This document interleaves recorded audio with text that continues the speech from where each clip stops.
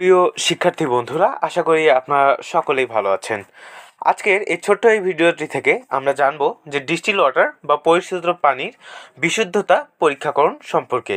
এই প্রশ্নটি ডিএইচএমএস দ্বিতীয় বর্ষের হোমিওপ্যাথিক ফার্মেসি ও ফার্মাকোপিয়া এর 2022 যে পরীক্ষা রয়েছে, 2022 ডিএইচএমএস পরীক্ষা 2022-এ এসেছিল। তো এই বিষয়টি সম্পর্কে আজকে একটু সংক্ষেপে জানার চেষ্টা করব। পরিশোধিত পানির বিশুদ্ধতা পরীক্ষা করার ধাপসমূহ। প্রথম ধাপে আমরা যেটাকে করতে পারি, একটি পোর্সেলেন নির্মিত পাত্রে পানিটাকে তাপ দিতে পারি এবং তাপ দেওয়ার পর যদি দেখা যায় যে বাষ্প হয়ে যাচ্ছে সেই পানিগুলো, এখন ওই পানিগুলোতে যদি এক ধরনের তলানি অনুভব হয় তাহলে বোঝা যাবে যে পানিটি পরিপূর্ণ বিশুদ্ধ নয়। আর যদি সেখানে কোনো ধরনের তলানি না পড়ে তাহলে বুঝে নিতে হবে পানিটি বিশুদ্ধ।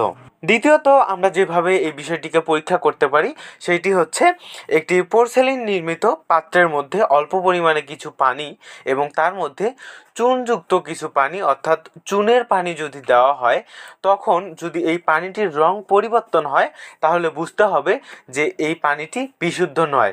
আর যদি কোনো ধরনের পরিবর্তন লক্ষ্য না করা যায় সেক্ষেত্রে পানিটি বিশুদ্ধ বলে গণ্য করা যাবে। তৃতীয় যে পদ্ধতিটি রয়েছে সেটি হলো একটি পোর্সেলিন পাত্রে যে পরীক্ষা করার জন্য আমরা যে পানিগুলোকে সংগ্রহ করেছি সেই পানিগুলোর সাথে একটু সিলভার নাইট্রেট অথবা বেরিয়াম ক্লোরাইড মেশাতে হবে। যদি পানির রঙের কোনো ধরনের পরিবর্তন না হয় তাহলে বুঝতে হবে ওই পানিটি বিশুদ্ধ। এছাড়াও বিশুদ্ধ পানি কখনোই এর পিএইচ 7.00 এর অধিক হবে না এবং এর কোনো বর্ণ থাকবে না, গন্ধ থাকবে না এবং এই বিশুদ্ধ পানি স্বাদহীন হবে।